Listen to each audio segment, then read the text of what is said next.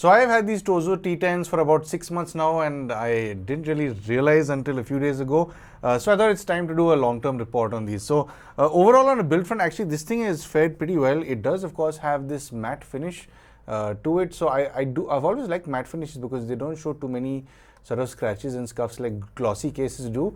So this is held up pretty well. What I do like about this is this does have like a see-through lid. So when you do have sort of the LEDs shining, it does shine through, which is kind of a cool touch. It is a neat thing. I've not really seen it on many other earphones that are out there. But what I don't like about this lid is I've gotten so used to testing so many wireless earphones that I expect them to switch on as soon as you flip the lid open and pair with your phone or just connect.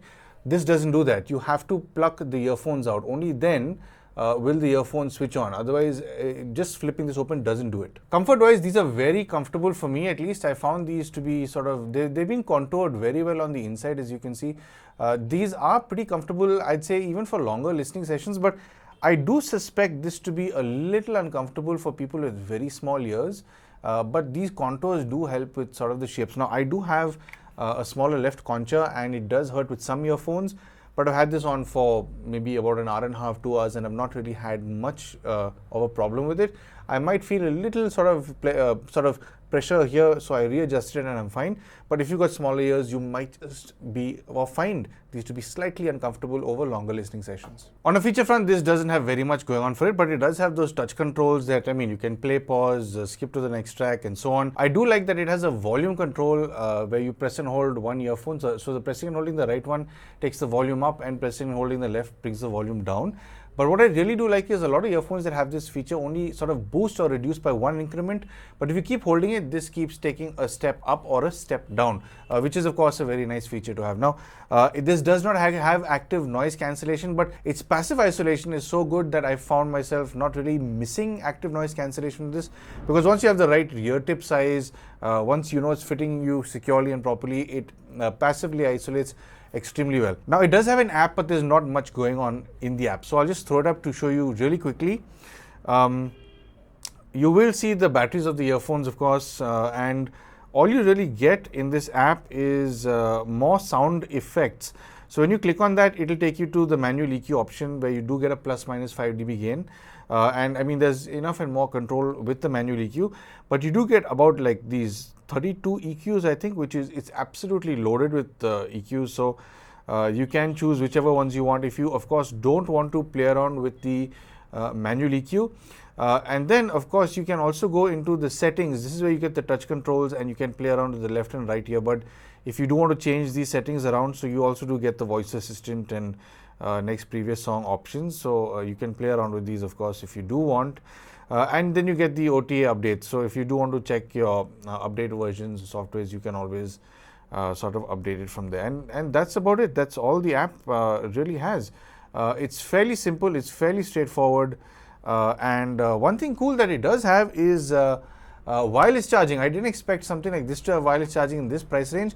But if you have a phone with reverse charging, or if you've got a wireless charging pad at home, you can always just throw it onto that and it will charge up the case. When it comes to its battery life, I don't think that this is going to be any problem with most people, because it can do up to about 10 to 12 hours when it's absolutely new, when it's fresh out of the box. Now, this is no doubt tested at 50% volume. So if you listen to it below 50% volume, you should get slightly more than that. Now, I think when it gets older, expect 8-7 hours. It will deplete to 6 and so on. These batteries do degrade over time, of course, with any earphones, not just these, any earphones with small little cells within the earphones themselves. I myself never use earphones for more than, say, about 2 hours, 2.5, 3 hours as a ceiling, because keeping your ears closed for that long is not safe. It's not good for ear hygiene. So I would not recommend listening to these, or any earphones for that matter, for over 2.5 or 3 hours. It is good to take a break and let your, sort of ears breathe, so to say. But all in all, battery wise, this will carry you for days on end. If you're using it for about, an hour or two in the morning for a commute and back in the evening, it should carry you for a week without any problem. And of course, that wireless charging and USB-C charging does help. On a sound front, when it comes to its volume, I did notice this even in my in-depth review. Whenever you increase the volume, I mean, most earphones are very linear. They take sort of, step-by-step increases in sound. This kind of stays soft right up until you get maybe, I'd say 45, maybe 50% volume, and then after that it starts getting, you know, bigger jumps in its overall volume. So most earphones I do listen to at about maybe 35 or 40% volume, but with this you have to be up at the 50% volume because it does open up there. It is a lot more fun over there. I think the most fun is when you pump it up to about 55-60% volume. Above, should I say 60 and 65, when you're around the 65-70% volume, it's a little too loud for me. So if you do want to preserve your hearing, I wouldn't recommend listening to about 65 to 70% volume over prolonged periods of time. When it comes to its high frequencies, these are not aggressive at all. They're not really too forward. They are slightly kind of pulled back. They're not as accentuated as a lot of earphones that are out there. So I mean, if you do want to listen to something for a prolonged period of time, this should not cause fatigue for a lot of people. At least I did not find any fatigue even when I was listening to this for a long period of time. And I do most of my listening at with a flat EQ, with the default setting straight out of the box. If I do play around with the EQ, I do it manually rather than use the presets. I do like I know the kind of sound that I like to listen to, but the highs are fairly soft straight out of the box. You don't need to really worry about it piercing, and it is detailed enough. I mean, these are not audiophile grade earphones, but they are enjoyable. Moving on to the mids. Well, the mids are definitely a bit recessed. They're not exactly the most forward sounding mids, but again, separation wise, there is decent separation in this range.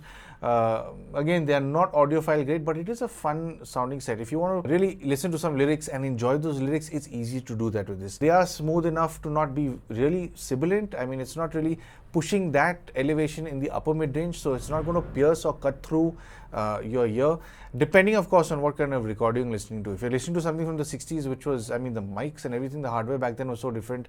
If you've got something that is sibilant in its recordings aggressively, it will carry on through this. But for the most part, it is very easy on the ear in the mid range as well.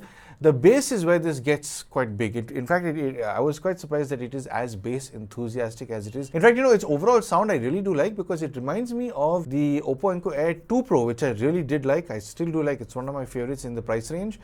In fact, I think it is now at the same price as this, but I think the advantage with this is this has a much bigger bass response than that specific set. The rest is very similar. It is kind of warm sounding. It's not piercing in the highs.